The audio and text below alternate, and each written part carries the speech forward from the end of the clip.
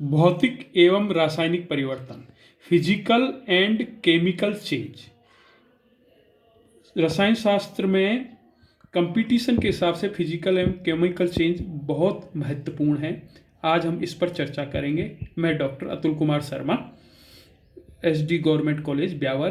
Competition का ये topic जिसमें केमिस्ट्री से रिलेटेड फिजिकल केमिकल चेंज पर चर्चा करूँगा। पदार्थ की 3 अवस्थाएं होती है, सॉलिड, लिक्विड, गैस। पदार्थ की इन अवस्थाओं में बहुत सारी घटनाएं प्रतिदिन होती हैं।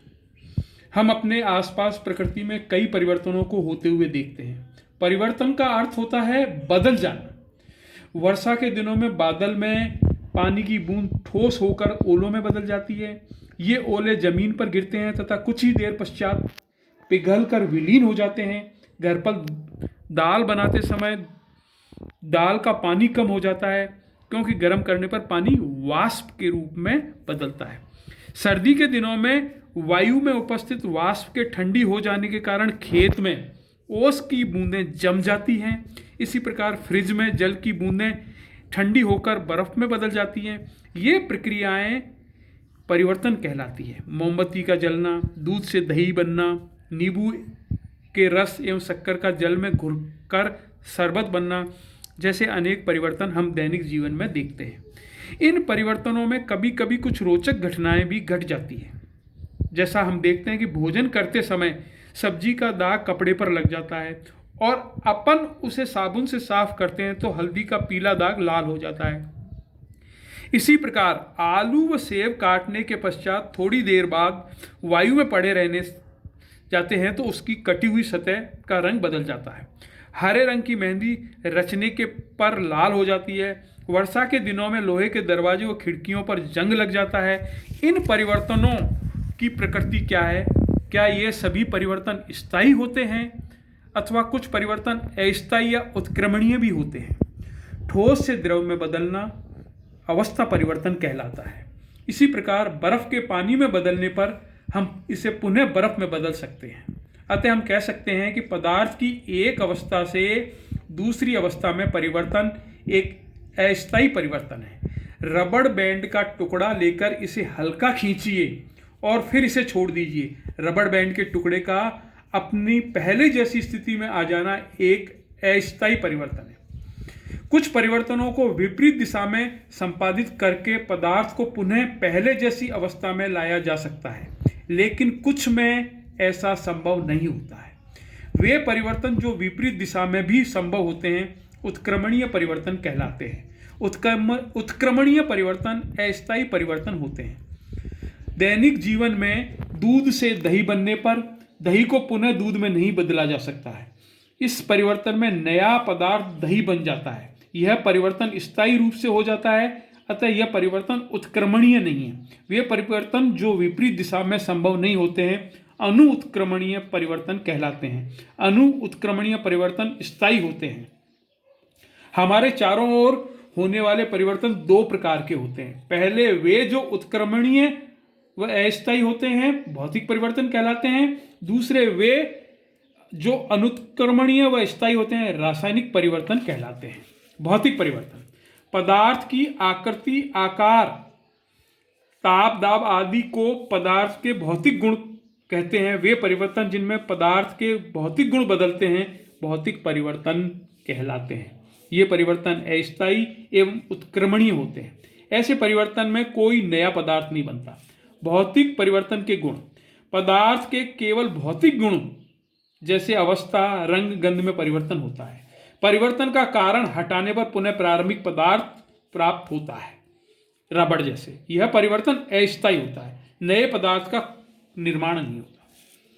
क्रिस्टलीकरण उदाहरण के लिए हम लेते हैं, एक भौतिक परिवर्तन है। किसी पदार्थ के विलयन से उसके शुद्ध तथा बड़े आकार के क्रिस्टल प्राप्त करने की प्रक्रिया क्रिस्टलीकरण कहलाती है। इस प्रक्रिया में नया पदार्थ नहीं बनता है वरन उसी प्रकार पदार्थ के क्रिस्टल बनते हैं, अतः क्रिस्टलीकरण भौतिक परिवर्तन का एक उदाहरण है। जल द्रव अवस्था में होता है, गर्म करने पर गैसीय अवस्था वाष्प बनता है तथा ठंडा करने पर ठोस अवस्था बर्फ बनता है। ये सभी भौतिक परिवर्तन है।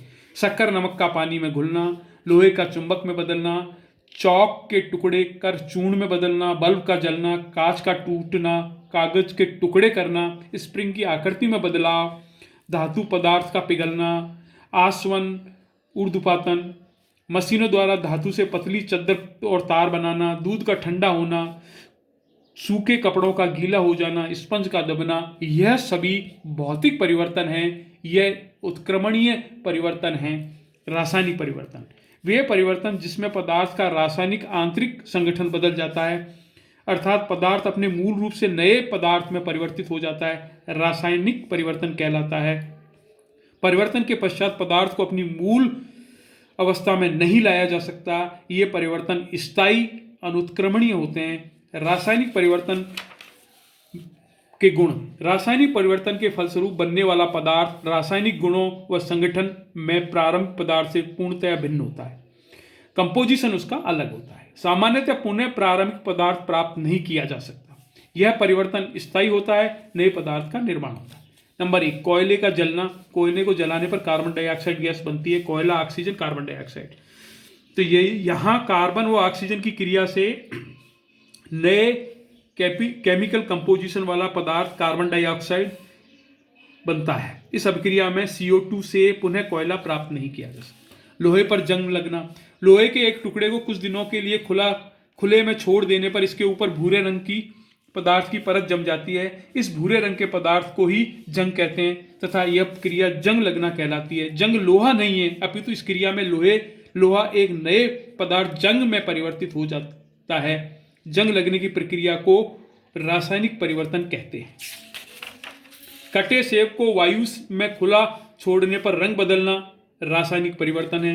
आटे से रोटियां बनाना, दूध से दही बनना, दूध का फटना, फर्मेंटेशन द्वारा शराब का निर्माण, मोमबत्ती और अगरबत्ती का जलना, पौधों द्वारा प्रकाश का संश्लेषण, पटाखों का विस्फोट, पत्तियों से खाद का बनना, श्वसन प्रक्रिया, रंग में परिवर्तन, भोजन के सड़ने पर उसमें से दुर्गंध आना, चूने के पानी में कार्बन डाइऑक्साइड प्रभावित करने पर पानी का रंग दूधिया हो जाना, मेहंदी का रंग रचने पर लाल हो जाना, सब्जियों और फलों का पकना, ओजोन गैस द्वारा अल्ट्रावायलेट किरणों का अवशोषण कर ऑक्सीजन में बदलना, यह सभी रासायनिक परिवर्तन कहलाते हैं। अर्थात यह स्थायी परिवर्तन है तथा अनुत्क्रमणीय परिवर्तन है। धन्यवाद।